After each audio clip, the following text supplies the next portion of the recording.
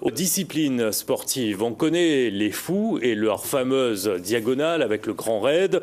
On connaît moins la course Ironman. La finale se déroule chaque année à Hawaï. Pour y participer, il faut se qualifier lors d'une des 17 courses Ironman qui se déroulent dans le monde entier. Et la prochaine va se dérouler dans quelques jours au Brésil. Et parmi les participants, un réunionnais, Emmanuel Dean, Laurent Pirotte.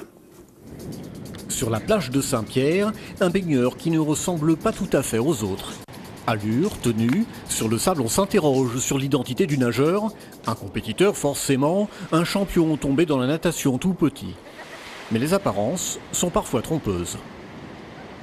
J'ai appris à nager à 33 ans avec un bouquin. Avant, je nageais pas, je montais pas à vélo et je courais pas. Donc au bout de 15 minutes à pied, j'étais out. Et maintenant, bon, ça va, quoi, je m'entraîne et je suis content, quoi. Et Roberto ne s'entraîne pas qu'à la natation. Il se prépare pour l'Ironman, un triathlon où il faut enchaîner 4 km dans l'eau, 180 en vélo et les 42 km d'un marathon. À 47 ans, Roberto a déjà 6 courses à son actif. Aujourd'hui, il n'imagine plus une journée sans s'entraîner. Son équipement le suit partout, toujours prêt à nager, courir et pédaler.